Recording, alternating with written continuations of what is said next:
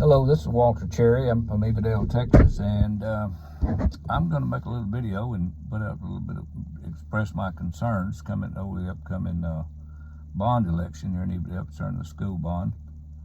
And I just want to make it plain that I want to express my thoughts about it and my concerns about it.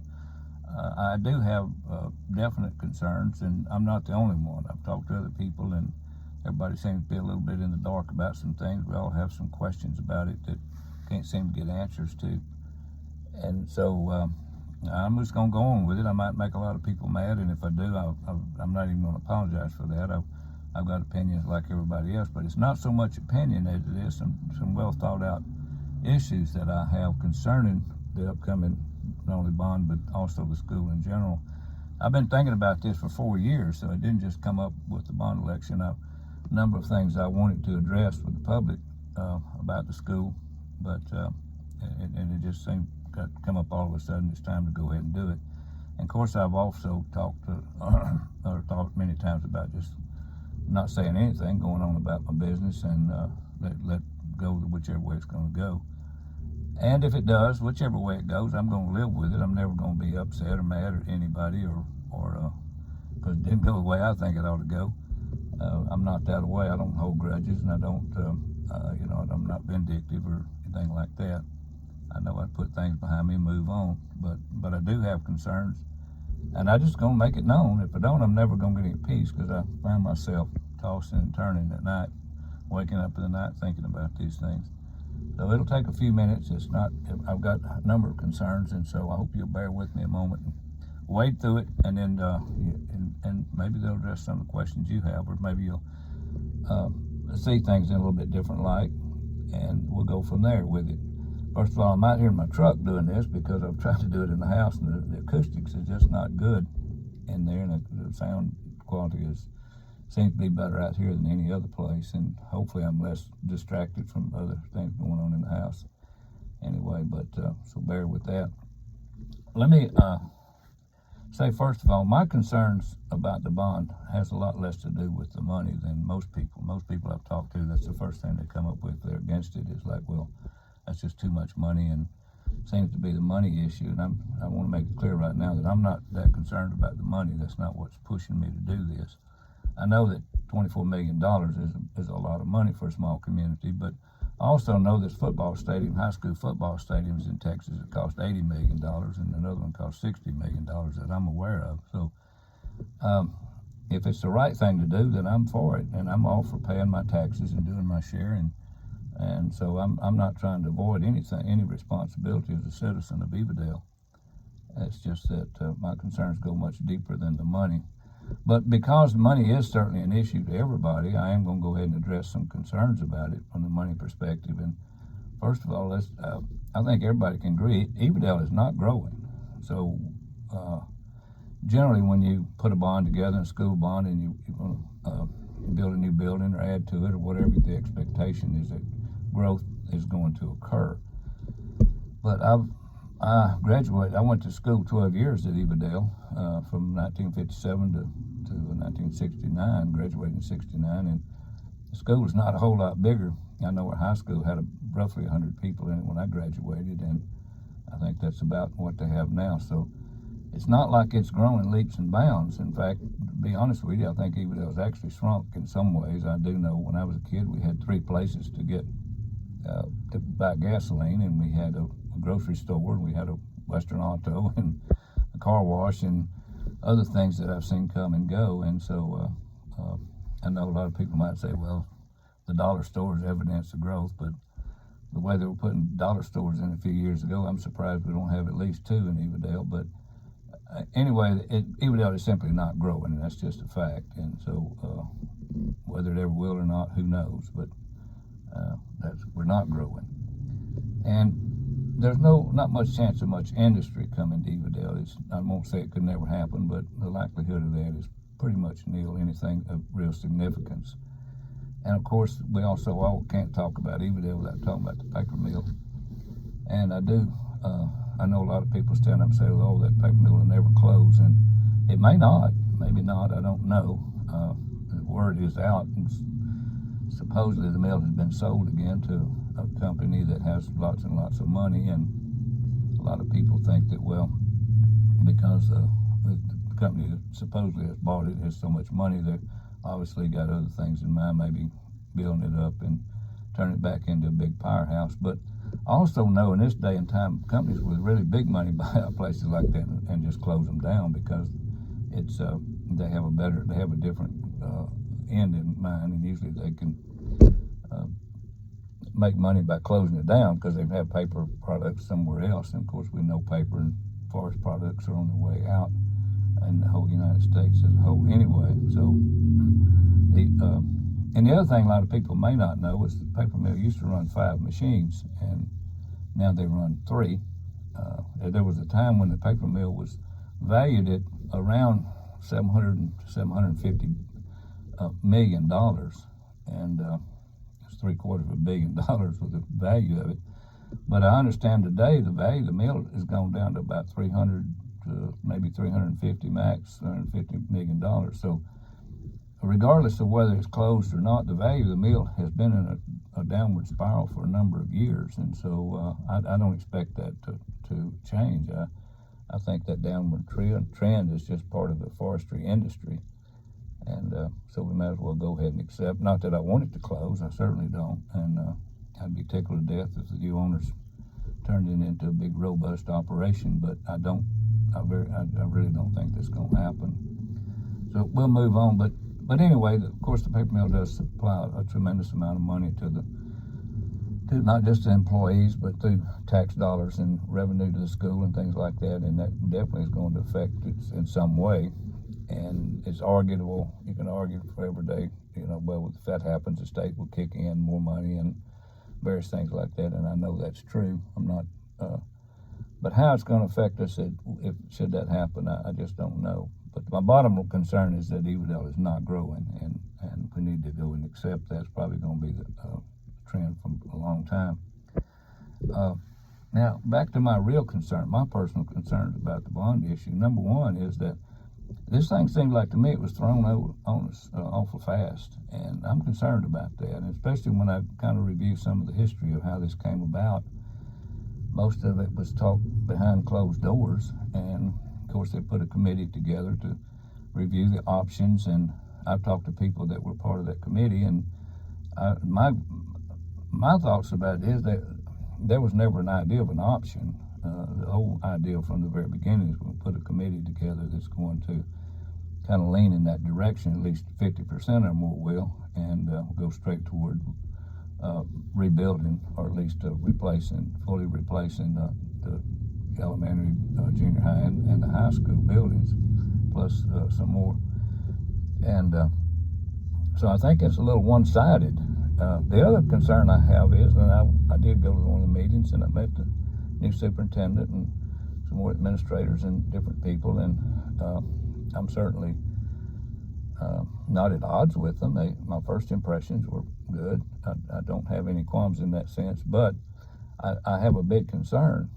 We hired a superintendent to come to the school, and less than 6 months after he's here, he's already put together a very elaborate, very time-consuming and costly building project, and hardly even knows the community well or what's going on. And so I'm concerned about that. Well, what was the agenda from the very beginning when he came here?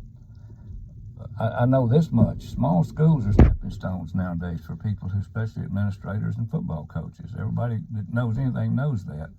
They come to small schools to make a name for themselves so that they can move on, either demand higher wages and raises, or they can set themselves up to move into districts where it's pretty lucrative. And I don't blame them for that, but I think as concerned citizens, we have to just be aware. And I'm not saying that any of that's happening, but it just concerns me that all of this happened so quick after we get a new administrator. And I think the idea of putting a little halt to this thing, slowing some things down, and let's see what's really going on, what's the real agenda here.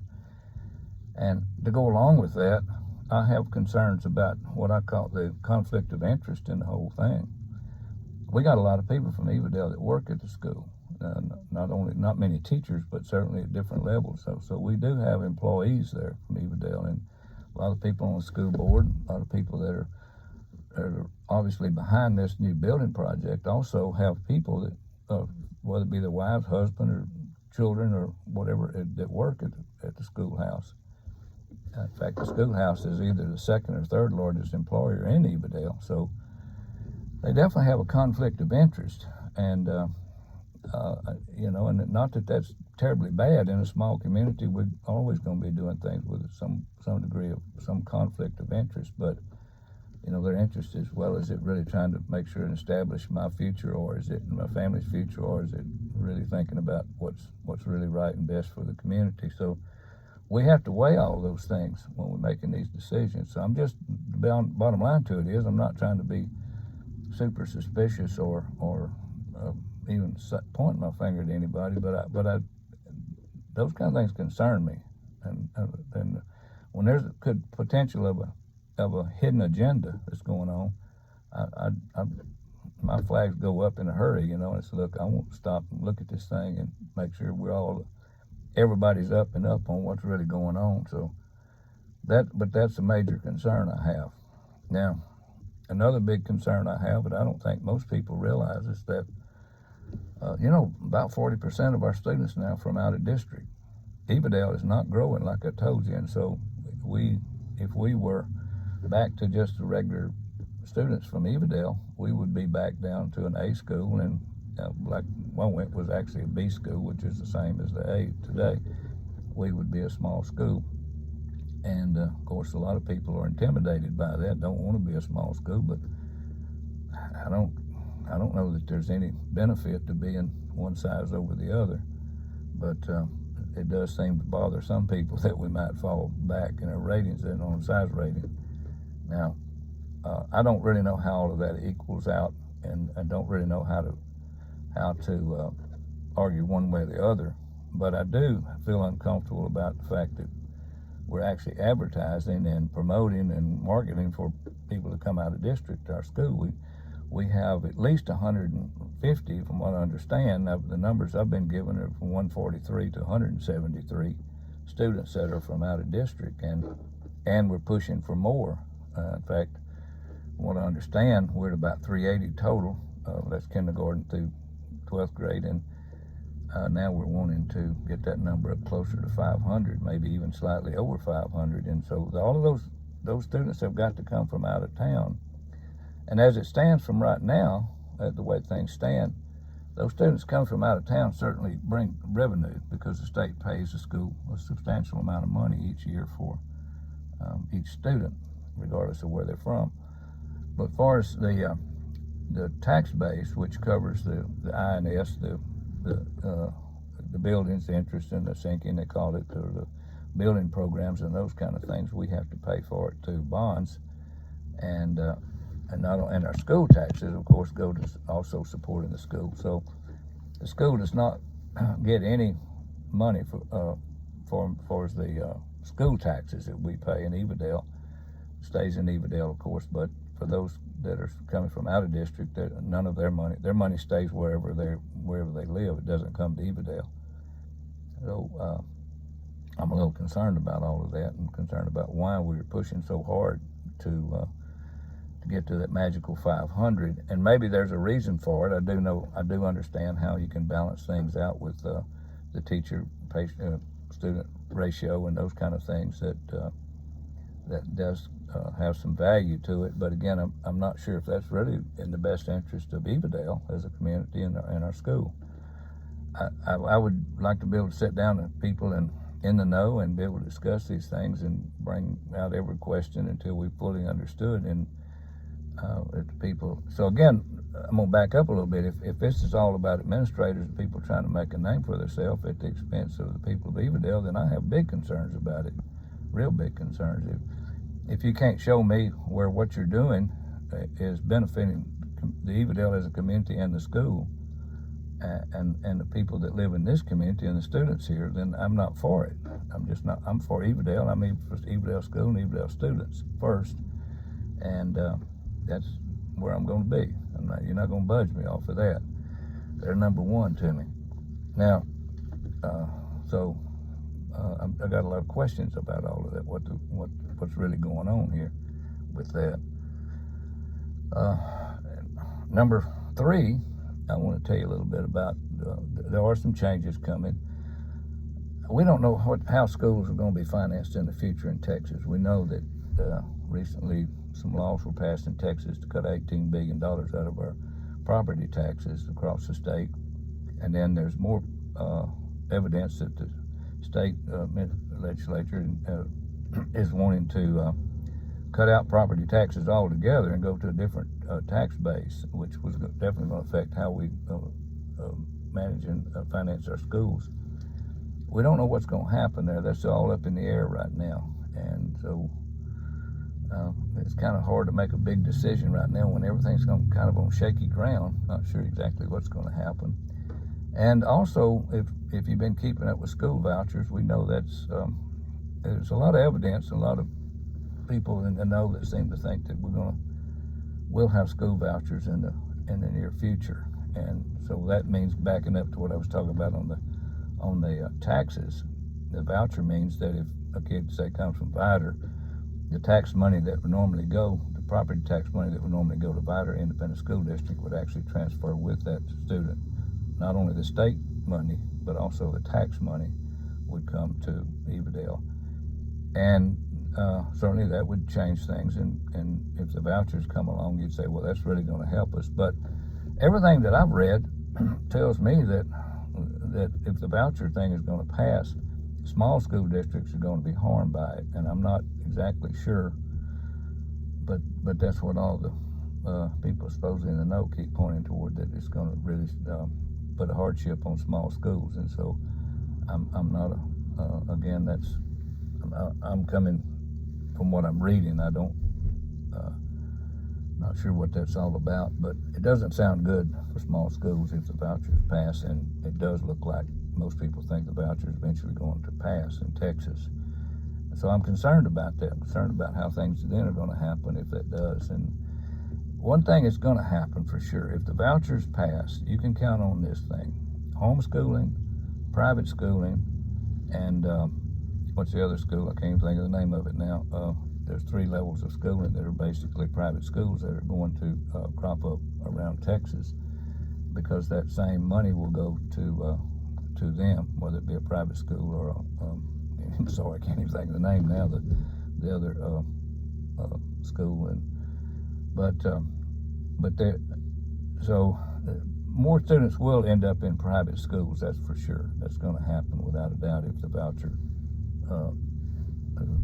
Because there's just going to be more private schools that are going to show up, because they're entitled then to the state funds that the independent school districts would normally get for that student. And that's definitely going to change the future of schooling. So I'm real concerned about what's going to happen in the near future. I'm not talking 10, 15 years down the road. I'm talking maybe 3, 4, 5 years from now. It could be a major shift in how schools are funded.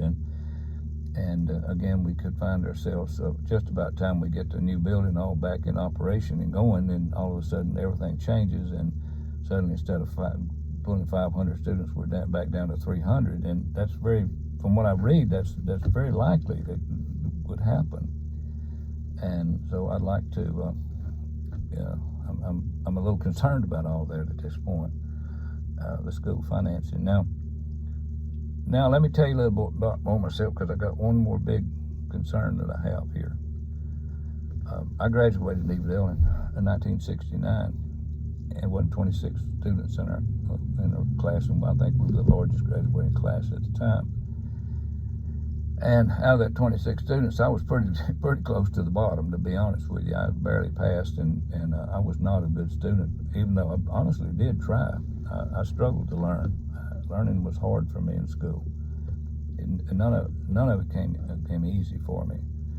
But after school, at that time, the big push was on college. Everybody's got to go to college, and I did. I went to college for a year and flunked out, and I think after a full year plus half the summer, I ended up with 12 hours of college credits, and they were just barely at the passing mark.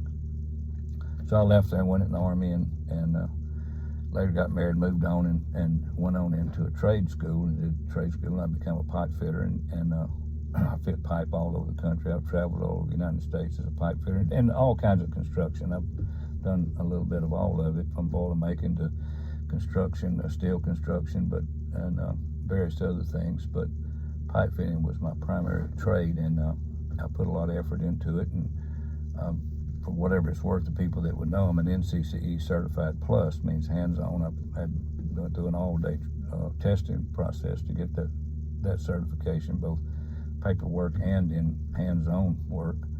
So another reason I'm saying that is to let you know that's the kind of person I am. I put my heart and soul into whatever I'm going to do, and even though it might be a struggle to learn, I did. But I also went back to college later on. Later on in my life, I did go back, and as a matter of fact, I have a PhD. I graduated from Texas A&M Commerce with a PhD in counseling and guidance, and with emphasis in area in what we call mental health counseling. So I have an in-depth minor, my doctorate in psychology. I went to school in two different programs there. I was in the psychology side of it with the counseling, and psychology is my in-depth minor, and my other minor was in school counseling. And so I went to school with psychologists on one hand and school counselors on the other. And so I learned a lot about school counseling, how it worked. I learned about many of the students that I went to school with were going into school administrators, and so I had many conversations with them about those things. So a lot of things I've been exposed to that most people would not, simply because of my education. So, but I'm not saying that because I'm trying to make myself sound like I'm kind of special and got all the brains and know everything, because I don't know any more what's going on than anybody in the community does. But I do have experiences, and I do have education. So I can honestly say that I stand for you today. I'm very much pro-education, but I'm also pro-skill. I got a foot buried deep in both sides of it. I've got a great appreciation for educators and education in schools, but at the same time, I've got a real big interest in skills training, vocational training, and hands-on type training, and those kind of things, because I work on both sides of it. And quite honestly, I've been more successful financially working as a pipe fitter than I was as a counselor. And I've had some great jobs as a counselor. For 10 years, I worked in a psychiatric hospital and ran a child adolescent program. I was a program director and clinical director over the whole hospital. So it's not that but I did reach a point where I had 2 kids in college, and I'll tell you, it was a whole lot easier to put them through college working as a pipe fitter than it was in the hospital. So that's I kind of jumped ship after 10 years and went back to construction, and of course I had to travel to do that, but financially it was much better for my circumstances. And but I still keep my license. I'm a licensed professional counselor, but also, again, I'm a pipe fitter, and so I'm in both worlds, and I care about both worlds. That both these worlds are I see the value in the world of work and the world of especially skills development, and that's my final concern that I have.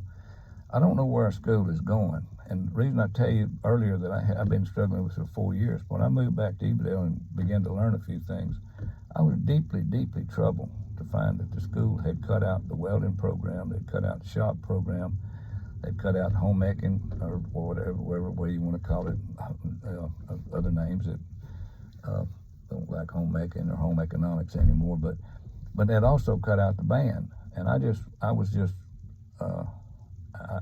torn. I absolutely was torn about this, agonized, torn about it, and still to this day, I'm deeply troubled about that would have happened to this school, because those things are so important to so many students, not only while they're in school, but also in their overall development and where they're going to go in their future. I know, like I tell you, I went to school a long time with school counselors and administrators, and I do know that the big push moved back in 25, 30 years ago, when started putting school counselors in all the schools and all of the wonderful things they were going to accomplish. But one of the things was they were going to put everybody in college. That was almost it. When I talked to all of the school counselors, and I even supervised school counselors, as I was the last professional counselor, and I was also a supervisor for the last professional counselors for years. And I supervised them as they were on their way toward getting their state licensure. And so I heard on a very routine basis their concerns and what they were doing. And of course, they thought they were going there to be a counselor and a guide and do guidance and things for the students, but all of them seemed to be coming back with heartbroken about their job, because all they seemed to be concerned about was keeping the retention rate, and obviously that's important to keep kids in school and dealing with the at-risk kids. But their next objective was to help get through the STAR test, and that's all we heard: STAR test, STAR test, STAR test. And then we hear that today, and I got sense enough to know I can tell you the STAR test is not educational. I don't care what you say. I've been reading the research on it. I've looked at it off and on over the years, and I don't see anything in it that impresses me one bit in the world.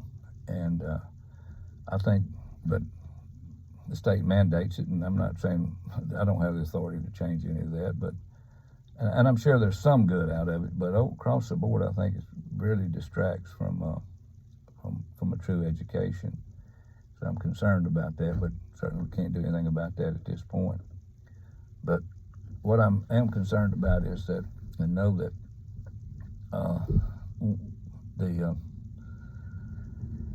back to what I was saying, when you take the kind of things like welding shop, band, all of those kind of things, you're affecting kids in the biggest of our population, and especially in Evadale. I know across the state, about 60% of graduating seniors attend at least one semester or go to college. Whether they complete even the first semester, I don't know. But only about 25% of those end up graduating from college. And me being a college graduate, I can tell you that's great. But on the other hand, I can also tell you that the world right now, we are full. We have thousands upon thousands of college graduates that cannot find work. And if they do find work, they're working below. They're underrated or underemployed. In other words, their degree's not doing them a dime's worth of good. What they end up doing for a living, they could have done just as easily with high school education. So all of a sudden we realize the college degree, unless you really specialize in and know what you're going for and know interested in a particular field, it's really not near what we were taught it was. We were under the impression that once you got a college degree that somehow or another people are going to hunt you down and just offer you all kinds of crazy money to come work for them, but that just didn't happen, and it's not going to happen in the future. And so I know that there's always room for educated people, there's always room for professionals and that, but that's not the future of this world, and it's not the future of Evadale. I'm well aware we have some very bright students in Evadale, and many of them go on to become very impressive people, and I'm real thankful for that, and we're all encouraged by it, and certainly believe that school provides an opportunity for those people that are moving in that direction. But I know we're behind the state average in how many students we're sending to college, and a big number of our students are going to go into the workforce, and without some kind of skills, they go out there with nothing but a high school education. That's all they can say. I've got a high school education. I have no skills whatsoever. And I know that going to the welding program now, I will say this, back when the welding program first went in there, I believe the first group of boys that graduated, and there might have been a girl or two that actually took welding, and believe me, I've had several female welders weld for me as a fitter, and they do a fine job. I got no qualms about that whatsoever.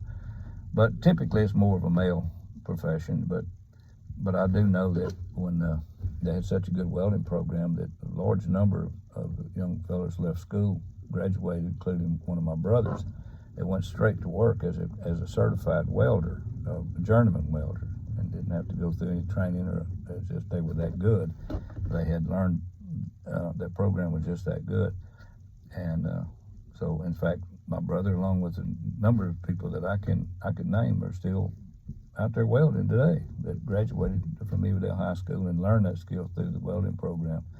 But let me tell you what the big important role I think in any of those kind of programs is that, one, first of all, it rules out. Sometimes we think we want to do something, we'll take a semester of it and realize, no, that's not for me. It's too hot, it's too whatever, and that's fine too. It helps us kind of finalize or whittle down a direction we want to go in life.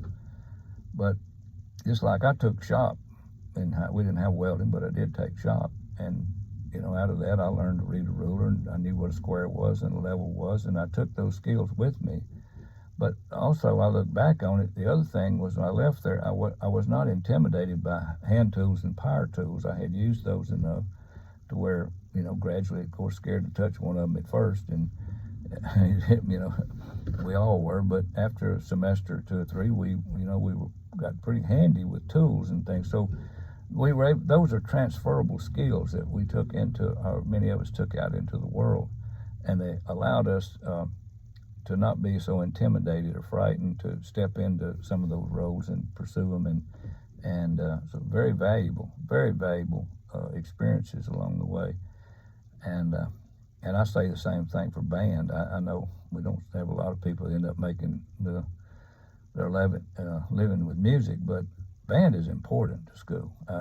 When you take the band out, when you take music out of your life, and I'm not a music person, couldn't hit a note if I had to, and can't sing, can't do anything. I've drug a guitar around for years trying to, and the best I could do was come out 4 or 5 chords, and still never could make any music with them. So I don't have any music talent. But man, kids loved band, and I look back over it, and when we had a good band director and the bands was doing good, kids loved it. It changed the whole atmosphere of our school. And quite honestly, the band students were always the better students in school. We never had any problems out of them. They were genuinely great people, and many of them developed an identity through music. And it just broke my heart when I learned that we did not have a band at school. And so this is what I'm saying. I believe these things are so important, and I think the state is going to move that way. And I think people are starting to see that yes, we got to educate people, but we've also got to bring back into more of these programs, these vocational type programs, into our high schools. And so that's what I say. I don't know what the future holds, but I think some things are going to have to change, and I hope they change. Let me put it this way. I hope that it changes, and schools, including Evadale, gets back to a more rounded out type of education, and that's going to more address the students from Evadale. Like I say, I can't reiterate enough, most of the people from Evadale are hands-on. We're not professionals here. Very few people are. We're not raised with professional parents. We're raised with working class people, blue collar, and we're proud of it. I'm proud of my blue collar heritage, and I'm more proud of that than I am my education. I'll just be quite honest with you. I don't even never tell people I got education. It's not important where I live. It's not important with where I work and what I do. So I don't even bring it up. Don't even want to talk about it.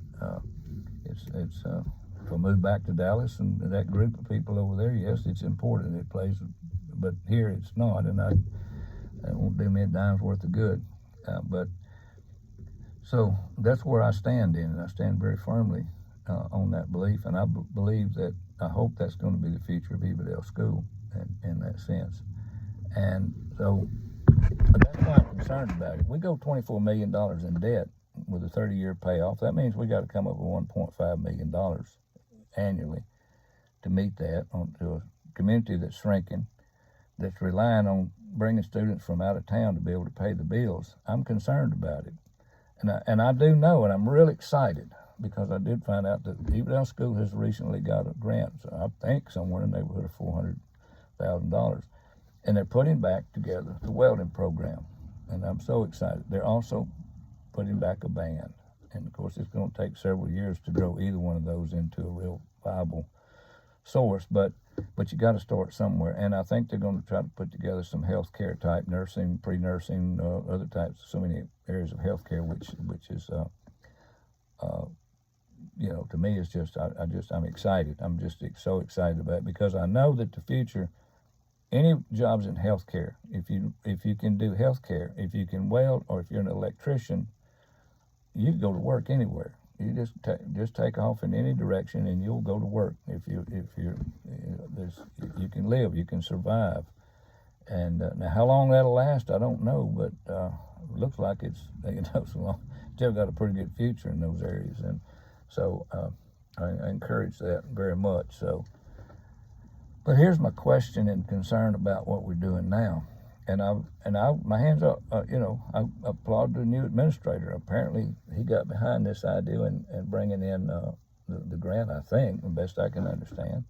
Somehow, somebody did, and I'm going to give him credit for it until I learn different. But brought in the grant, got the grant, passed, and got the money to start these programs. And he seems like he's for them and understands the need for them, and I'm really excited about that. But here is my biggest concern. They tell me they shut these out because they did not have the money, could not afford to keep them in the past. And so if we got to rely on a grant to start them back, what assurance do I have that we're going to have the finances to keep them going? If we couldn't keep them going when they were already established, can we do it in the future? Well, his response is, yes, I've got that figured out. Well, I don't know. Now, I talked to couple of people that just kind of, well, yeah, but you can hire weld instructors and a band director and all that stuff. You can get those cheap. And I just cringe when I hear that, because I'm not interested in how cheap they are. I'm interested in how good they are. Any type of elective program like that is almost 100% reliant upon that instructor, how skilled they are, how motivated they are, do they have the interpersonal skills, all the kind of things, because that's an elective. And kids take electives based upon their desires, of course, but also based upon the instructor. And if you want to kill a program, if we decide, okay, we want to kill it, all we got to do is cut our price on those, get some people in there who are not motivated, who are not interested in kids and not interested in teaching, particularly just trying to make an easy living, mad about the fact they don't make enough money. And 2 semesters, that program will be gone, because kids they're just not going to attend those kind of classes. And so I'm just telling you my concerns, and I'm not telling nobody how to run the school or what they should do. My bottom line to all of this is I just wish we could sit down with people that are concerned, with the administration and school board and everybody, and really sit down and say, do y'all fully understand, where do we need to go? Where do we need to be 5 years from now, 10 years, 15 years from now? What I'm afraid of with the $24 million investment is that, plus the interest on it, is that we could be 5, 6, 7 years down the road and everything's changing in the state, and then we stuck with a long-term bill, and we really need to be able to come up with another bond, because we really need to revamp our whole school and how it's going to go. And then if our population continues to drop off and private schools popping up, are we going to have the funds are we going to end up having to just cut everything loose again, get rid of all the programs, and just get back to the bare necessities and just trying to pass the STAR test again? And that's where I am with all of it. That's why I have concerns about all this. I just wish we could put the whole thing on hold and think about it. And if it's the right thing to do, I'm for it. If we don't have a crystal ball, that's the problem. We can't look at this thing, because that would be the perfect thing. If we could look in a crystal ball and see the future, and we would know exactly what to do. But when you don't have a crystal ball, the next best thing is information. Most of us, we look back, we make a lot of mistakes in our life because we made decisions without enough information. And right now, I feel like what we're doing it with we just don't have enough information to put the pieces together and even begin to see what our near future is fixing to look like. And that's what concerns me. It's not the money. If I know it's the right thing to do, or reasonably sure it's the right thing to do, then hey, bring it on. pay my taxes. You know, I'll figure out a way. I'm not going to deny doing the right thing. I mean, I went to a nice school, but and somebody else had to pay that bill back years ago, or at least a big portion of it. So I'm not trying to skirt out of that responsibility by no means, but I do have concerns. And so that's where I am with all of it. I know it's a little bit lengthy, and I hope it hadn't bored you to death with it, but I also hope it stirred you up a little bit. And you asked me, well, I don't really try to tell people how to vote. I just think that we still live in a place where we can vote. And there's some question of whether our votes always get counted or not. But besides that, that's not my concern right now. My concern is that we are free to vote. I want people to vote. But if you ask me, I hope it's voted down. And not because just simply because I don't know if it's the right thing to do right now. And if I can get some answers, get some smart people together that can fill in the gaps and put together and kind of get a vision, a glimpse of the future, in a realistic future, then, and if that's what seems to point in that direction, then I'm going to jump on board with it, and I'm going to support it. But if it does, whether it pass or not pass, I'm not going to be upset with anybody. I'm not going to blame nobody. I'm not going to point a finger if it all falls apart 5 years down the road. I'm not that way. I'm not going to do it. And so if you disagree with me or think I'm a total idiot, then that's fine too. I really don't care. And you put on Facebook all kind of ugly things, that don't bother me. I've lived with all that kind of stuff all my life. I'm not afraid of it or intimidated by it or scared by it. I'm just trying to be real honest with where I am and where I think a lot of other people are. And so go out and do your best, but to make the best decision you can, and please go vote. I mean, above everything, if you got any kind of thoughts or feelings for these things, please go vote. And I say that especially to people that don't want something, that they're the ones who don't usually go vote. They're just going to do what they want to anyway. Well, no, we want you to go vote, and I want you to do that. Anyway, that's all. I think I've covered everything and wasted enough of your time. So thank you very much. And if you got any other questions, people wanted to get together and talk about these things, I'm open to it, because I'm definitely concerned about it. I'm not just here ranting and raving and trying to make a lot of noise. I truly am 100% concerned about the future of Evadale, and especially our school. Well, anyway, you have a good day. Talk to you later.